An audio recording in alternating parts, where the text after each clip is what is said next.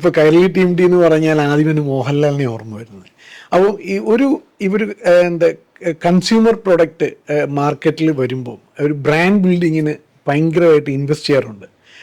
ഒരു TMT ബാറിന് ഒരു ഇത്രയും ബ്രാൻഡ് ബിൽഡിങ് എക്സസൈസ് അത് ഒരു ബിഗ് സ്റ്റാറിനെ വെച്ചിട്ട് എന്തായിരുന്നു ആ ഒരു തീരുമാനത്തിലേക്ക് കൊണ്ടുവന്നത്?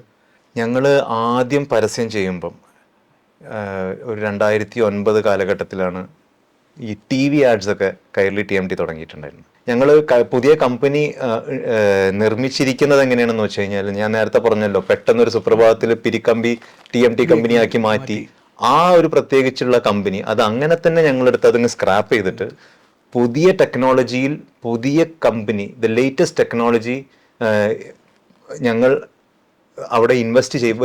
It was A very huge investment ഈ ഒരു ടെക്നോളജി നമ്മൾ കൊണ്ടുവരാനുള്ളത്.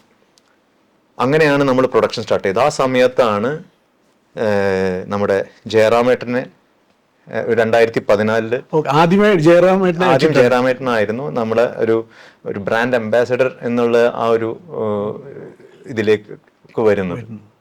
അങ്ങനെ 2017 അപ്പോൾ ഈ 2009 നമ്മൾ ഈ പരസ്യം തുടങ്ങുന്ന സമയത്ത് അന്നൊക്കെ നമ്മൾ ഈ TMT ആണെങ്കിലും അല്ലെങ്കിൽ സ്റ്റീൽ ബാർസ് വിൽക്കാനും വേണ്ടിയിട്ട് വലിയ പരസ്യങ്ങളോ കാര്യങ്ങളോ ഒന്നും ആരും തന്നെ ചെയ്തിട്ടുണ്ടായിരുന്നില്ല.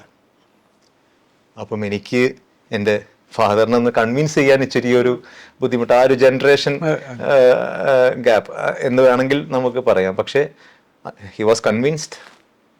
ഈ ജനങ്ങളിൽ ഈ ഒരു മെറ്റീരിയലിൻ്റെ അവയർനെസ് വന്നപ്പം എൻക്വയറി കൂടി തുടങ്ങി. 2014 പ്രത്യേകിച്ച് നമ്മൾ മെറ്റീരിയലിൻ്റെ ആ ഒരു ക്വാളിറ്റിയും കൂടിയും വന്നപ്പം, ജയറാമേട്ടൻ്റെ ഒരു മുഖം അവിടെ വന്നപ്പം കൂടുതൽ എൻക്വയറികളും ആവശ്യക്കാരും വന്നു തുടങ്ങി. അങ്ങനെ കേരളത്തിലുള്ള ഒരു മാർക്കറ്റ് ശരിക്ക് ഞങ്ങൾക്ക് നല്ലൊരു മാർക്കറ്റ് കേരളത്തിൽ തന്നെ ബിൽഡ് ചെയ്യാൻ പറ്റി. 2017 ഞങ്ങൾ ലാലേട്ടനോടൊപ്പം ഈ ബ്രാൻഡ് അംബാസഡറായിട്ട് ലാലേട്ടൻ വന്നതിന് ശേഷം പിന്നെ സൗത്ത് ഇന്ത്യയിൽ തന്നെ നല്ലൊരു പ്ലെയറായി മാറാൻ പറ്റി. ലാലേട്ടനെ പോലെ ഒരു വ്യക്തി, അല്ലെങ്കിൽ ജയറാമേട്ടനോ അല്ലെങ്കിൽ ലാലേട്ടനെ പോലത്തെ ഒരു വ്യക്തി ഒരു ബ്രാൻഡിനായിട്ട് അസോസിയേറ്റ് ചെയ്യുമ്പോൾ ആ ബ്രാൻഡിൻ്റെ ഒരു റെസ്പോൺസിബിലിറ്റിയും കൂടിയാണ് നമ്മൾ നല്ലൊരു സർവീസും നല്ലൊരു പ്രൊഡക്റ്റും മാർക്കറ്റിലേക്ക് ഡിസ്ട്രിബ്യൂട്ട് ചെയ്യണം എന്നുള്ളത്.